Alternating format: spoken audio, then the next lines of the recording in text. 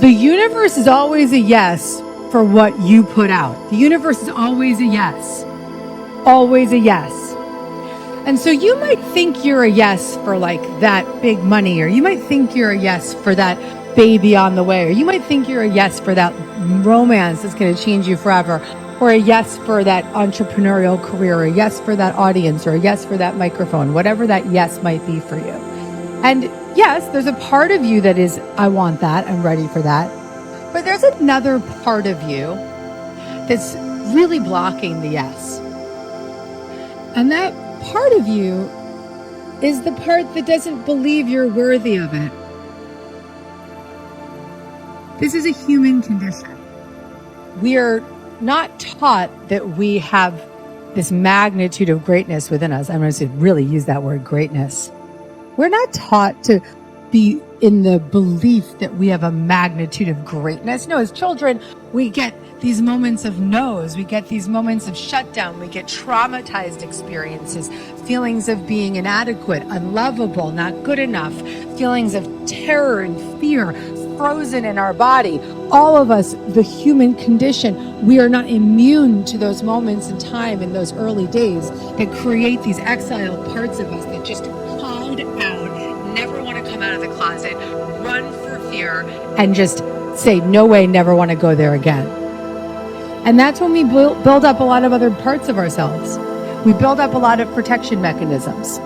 And one of those protection mechanisms that I want to talk about today is the belief that we're not worthy. Because if we don't start to address that protector part of us, we could do all the things.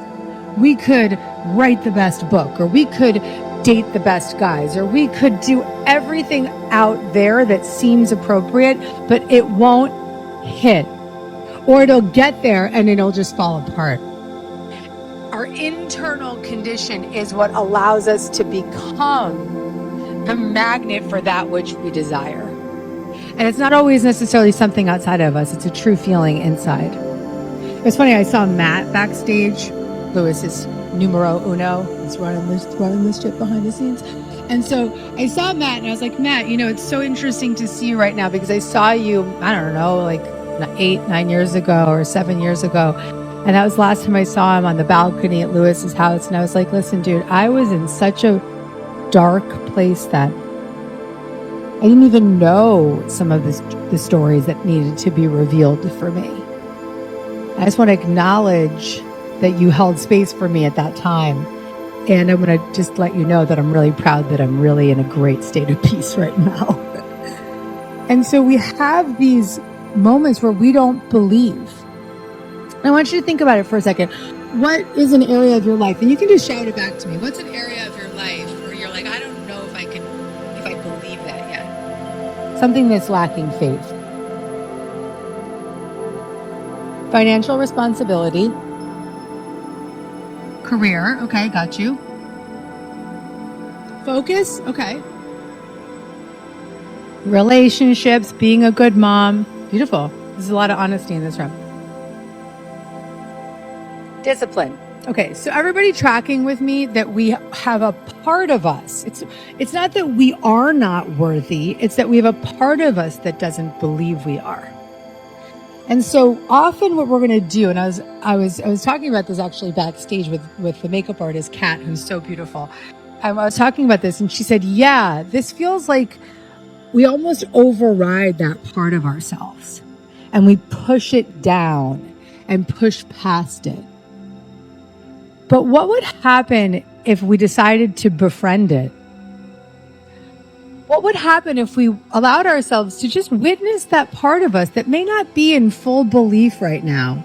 And instead of saying, yes, I can, or I'm going to fake it till I make it, or I'm going to, affirm what I desire, which all are beautiful ways of living. Absolutely. Nothing wrong with that. But there's a deeper underbelly of grounded belief that must come through in order for you to truly step into this life that you want to live. And so instead of overriding that lack mentality, that fear, that unworthiness, I want you to open up your capacity to get curious about it. Just get curious about it. Befriend it. I mean, how different would your life be if instead of every time you felt that feeling of unworthiness, you just, picked up the drink, or you did more work, or you burnt yourself out? But instead, what would happen if you were just like, oh, there's that part of me again. And I want to send it a lot of love and compassion, and just some curiosity, generosity. How different would that feel for you? Just what it does is it softens the edges. It allows you to just be open to the fact that there's no bad part of you. There's just a lot of protection mechanisms that are in your way of changing that core belief system. And so what would happen in those moments when we noticed that disbelief come up and we just started to lean into the other energy, the energy of compassion? And it's just simple. Notice the feeling, where it is in your body. What do you know about it? What does it need? You're going to hear it right away. I need more fun. I need some commitment. I need some compassion. I need some kindness. Whatever that word comes for you. And so I want you to just give yourself a somatic experience of what that feels like. Just place your hand on your heart and your other hand on your belly. And I want you to just notice now that potential of curiosity. Yeah, I'm willing to be curious about this part of me. And I want to be really compassionate towards it. And just for a moment, just say how whatever comes to mind, whether it's courage or compassion, or if it's breath, and just connect to it. What does that feel like? Take a deep breath in and let it go. Another deep breath in and let it go. What does that feel like? Calm, release, peace and self-love. What was that? Wholeness. This is it, guys. We spend so much of our day overriding our feelings of unworthiness so that we never have to face into those impermissible feelings of being unlovable and inadequate. But what if we started to build up some tools? The first one, to strengthen our belief, is to just calm the part of us that doesn't believe. To be that soothing internal parent for the part that doesn't believe.